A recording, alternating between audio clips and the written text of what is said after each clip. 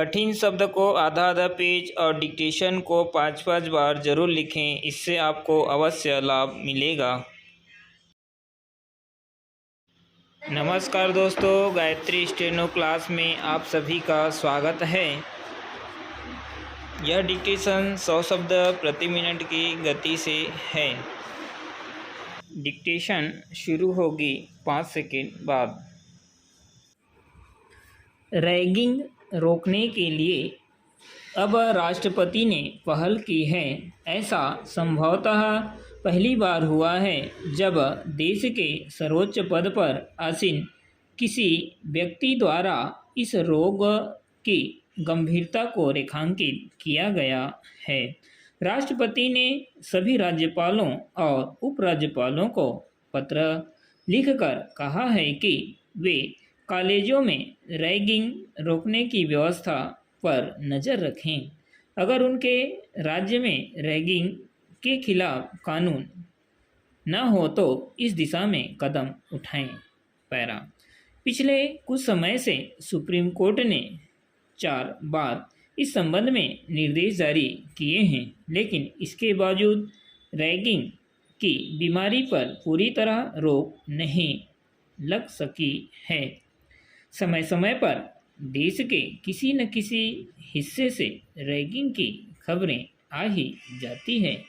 जाहिर है यह संकट हमारे अनुमान से कहीं ज़्यादा गहरा है और इसकी जड़ों पर अभी तक ढंग से प्रहार नहीं किया जा सका है।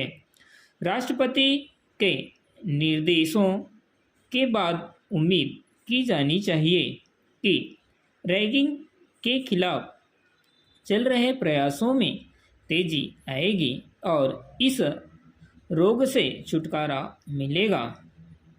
गौरतलब है कि कुछ ही दिनों बाद विश्वविद्यालयों का नया सत्र शुरू होने वाला है, इसलिए विश्वविद्यालय प्रशासन और राज्य सरकारें अपने अपने स्तर पर प्रयास कर रही हैं। पिछले दिनों विश्वविद्यालय अनुदान आयोग ने अपने अधिनियम में सभी कॉलेजों को रैगिंग के खिलाफ सख्त कार्रवाई करने की नीति पर चलने को कहा है। विश्वविद्यालय अनुदान आयोग ने विस्तार से बताया है कि कौन से व्यवहार रैगिंग के अंतर्गत आएंगे। सरकार ने रैगिंग की शिकायत के लिए एक सहायता योजना भी शुरू की है। निश्चय ही पिछले साल की तुलना में इस बार सावधानी ज़्यादा है।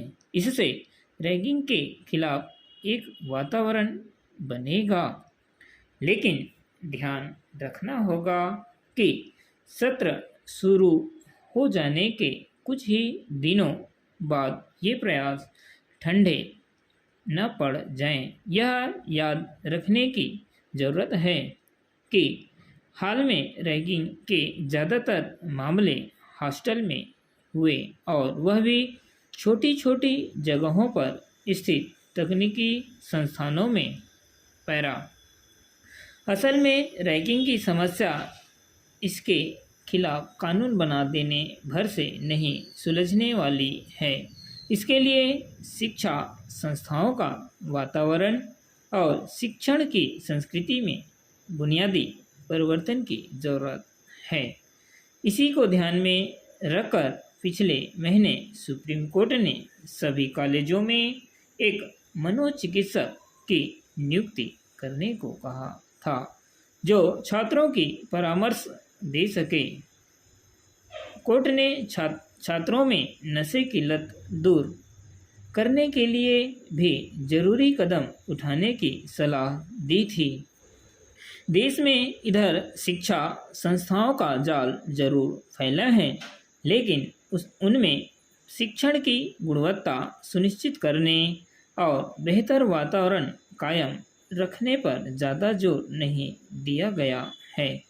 शिक्षा ने व्यवसाय का रूप ले लिया है और शिक्षक छात्र संबंध भी व्यावसायिक हो गए हैं।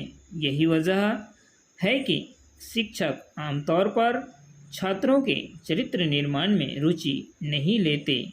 वे ऐसी घटनाओं को छात्रों का आपसी मामला बताते हैं।